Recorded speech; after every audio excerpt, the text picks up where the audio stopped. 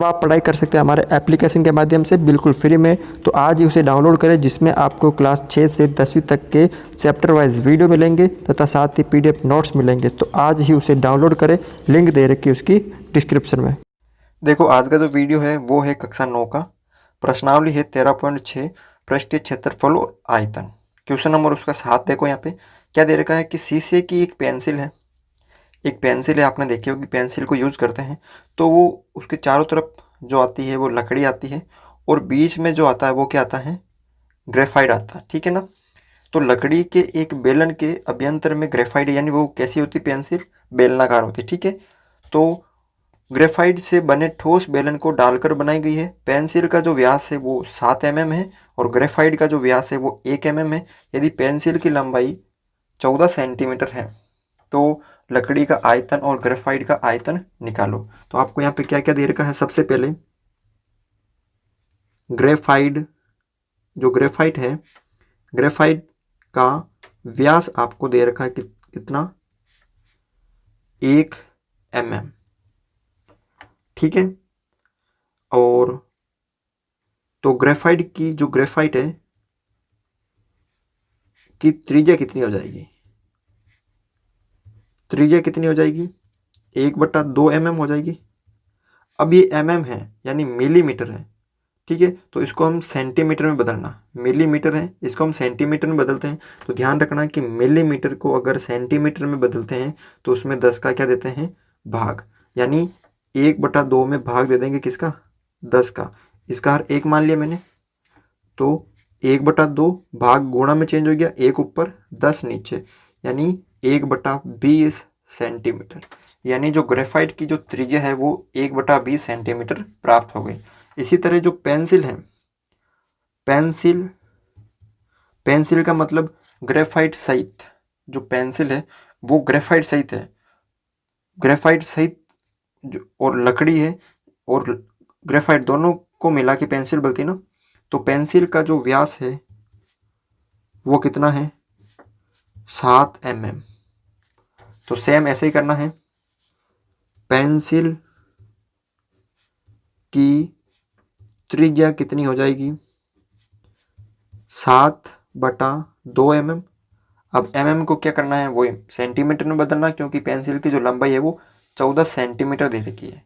तो इसमें भी हम 10 का भाग देंगे, हर एक मान लिया, 7/2 इंटू 1/10 यानी 7 बटा कितना हो गया, 20 सेंटीमीटर। ये हो गई पेंसिल की त्रिज्या, ये हो गई ग्रेफाइट की। अब इसको समझो पहले क्वेश्चन को, कि जो पेंसिल होती है वो इस तरह गोल होती है और इसमें बीच में क्या होती है, ग्रेफाइट होता है। ठीक है।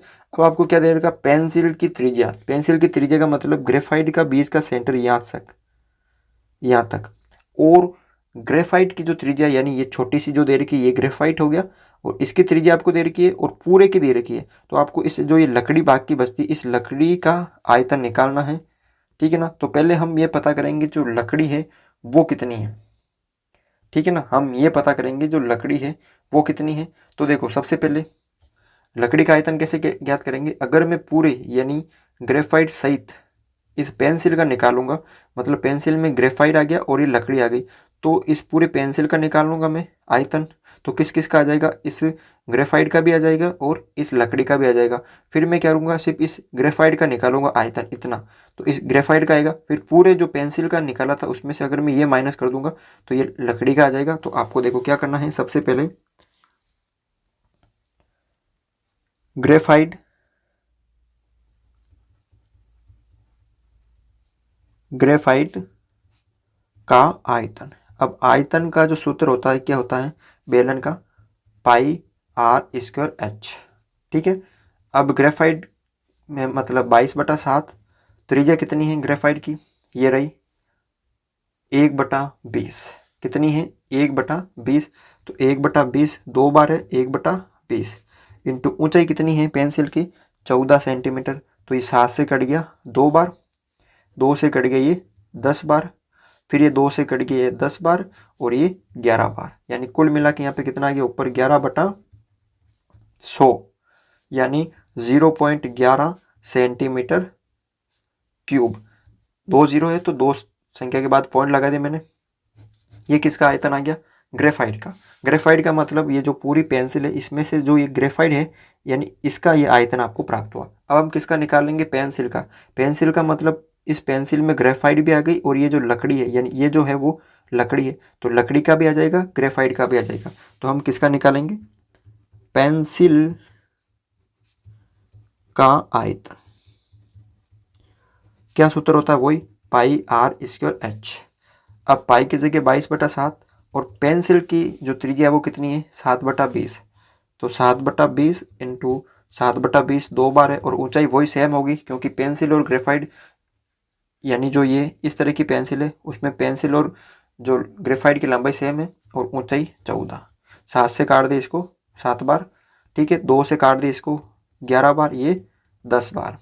2 से इसको काट दिया 7 बार, ये 10 बार। तो यहाँ पे कितना हो गया? 11 इंटू 7 को 7 से गुणा किया तो 49/100। देखो 11 को 49 से गुणा कर दिया तो कितना आ गया यहाँ पे? 9। फिर यहाँ पे 9 बचे 44 और 9 कितना हो गए? 44 और 9 53/100 यानी 53 9 दो संख्या के बाद पॉइंट लगाना तो 5.39 सेंटीमीटर क्यूब ये आ गया पेंसिल का आयतन। वापस समझ लीजिए, ये जो पेंसिल होती है उसके अंदर ये क्या होता है? ग्रेफाइट होता है। हमने इस ग्रेफाइट का आयतन निकाल लिया और इस ग्रेफाइट सहित पूरी पेंसिल, पेंसिल में क्या होती है? ग्रेफाइट और लकड़ी दोनों होती है। अब हमें किसका निकालना? सिर्फ लकड़ी का आयतन निकालना है, ठीक है। तो लकड़ी का आयतन। अब लकड़ी का जो आयतन है वो कैसे निकालेंगे कि इस पूरी पेंसिल का जो निकला आयतन है यानी पेंसिल का आयतन, इस पेंसिल के आयतन में अगर हम इस ग्रेफाइट के आयतन को माइनस कर देंगे, ग्रेफाइट का आयतन, ठीक है ना। लकड़ी के पूरी पेंसिल के आयतन में से इस ग्रेफाइट का माइनस कर देंगे तो ये जो लकड़ी है वो उसका आयतन आ जाएगा। तो पेंसिल का कितना आया था? 5.39, उसमें से हम 0.11 माइनस कर देंगे तो कितना आ जाएगा? 5.28 सेंटीमीटर क्यूब क्या आ जाएगा? उस पेंसिल में जो लकड़ी प्रयोग की गई है उसका आयतन, ठीक है ना। तो इस तरह से आपको ये क्वेश्चन सरल करना है। देखो क्वेश्चन नंबर 8 है। एक अस्पताल यानी एक हॉस्पिटल है में एक रोगी को प्रतिदिन 7 सेंटीमीटर व्यास वाले एक बेलनाकार कटोरे में सूप दिया जाता है। एक बेलनाकार कटोरा है, ठीक है। इस तरह का क्या है? कटोरा है बेलनाकार, उसमें सूप दिया जाता है और उसका जो व्यास है वो कितना है? 7 सेंटीमीटर और उसकी जो कटोरा सूप से 4 सेंटीमीटर ऊंचाई तक भरा जाता है यानी 4 सेंटीमीटर ऊंचाई तक भरा जाता है।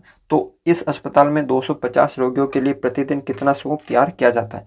यानी इसका हमें पहले आयतन निकालेंगे, ठीक है, फिर उसका हम उत्तर निकालेंगे। देखो सबसे पहले क्या दे रखा है? बेलनाकार कटोरे का व्यास आपको दे रखा कितना? 7 सेंटीमीटर। तो बेलनाकार कटोरे की त्रिज्या ये हमें निकालनी है तो कितनी आ जाएगी? 7/2 सेंटीमीटर। अब उसकी ऊंचाई कितनी है बेलन की? यानी ये बेलन की ऊंचाई होगी ना। तो बेलनाकार कटोरे में सूप दिया जाता कितनी ऊंचाई पे? 4 सेंटीमीटर। यानी यहाँ पे ऊंचाई निकाल लिया हमने। अब हम क्या करेंगे? तो पहले एक रोगी का निकालेंगे यानी उसका आयतन निकालेंगे पहले। तो बेलन का आयतन, बेलन का आयतन, ठीक है। अब बेलन का आयतन क्या हो जाएगा? पाई आर स्क्वायर एच। पाई की जगह आपको लेना है 22/7, त्रिज्या है 7/2, वो भी दो बार है, बटा ऊंचाई है 4। 7 से 7 कट गया, ये 2 से ये 4 कट गए तो कितना आ गया? 22 इंटू 7 यानी 154 सेंटीमीटर क्यूब क्या आ गया? बेलनाकार कटोरे का आयतन, ठीक है। अब हमें पता है कि यानी अब ये 154 सेंटीमीटर क्यूब क्या आ गया, एक रोगी का जो है सौंफ का कटोरे का आयतन। तो 250 रोगियों 250 रोगी है तो को दिया जाने वाला सौंफ, देखो 154 को क्या करेंगे हम 250 से गुणा कर देंगे। देखो यहाँ पे क्या करना है, 154 को 250 से गुणा कर देंगे तो कितना आ जाएगा आपके यहाँ पे 3800 नहीं 38,500 सेंटीमीटर क्यूब, इतना उसका आयतन आ जाएगा। और हमें पता है कि जब 1000 सेंटीमीटर क्यूब हो तो उसके अंदर कितना लीटर आता है, 1 लीटर। तो आपको लीटर में निकालना है तो 38,500 में कितना आ जाएगा, तो 1 बटा यानी 38,500 में क्या लगा दो आप, 1000 का भाग लगा दो, 2 जीरो से 2 जीरो पीछे 1 जीरो बचा, यानी 38.5 कितना आ जाएगा, 2 जीरो से 2 जीरो कट गए, 1 जीरो के बाद हमने पॉइंट लगा दिया एक संख्या के बाद, यानी 38.5 लीटर सौंफ तैयार किया जाता है। अतः अस्पताल में 250 रोगियों के लिए प्रतिदिन 38.5 लीटर सौंफ तैयार किया जाता है। ठीक है, तो इस तरह से आप ये क्वेश्चन सरल कर सकते हो। तो आज के वीडियो में बस इतना ही था। अगर आपको ये वीडियो अच्छा लगा तो इस वीडियो को लाइक ज़रूर करें, चैनल पर नहीं हो तो चैनल को सब्सक्राइब ज़रूर करें।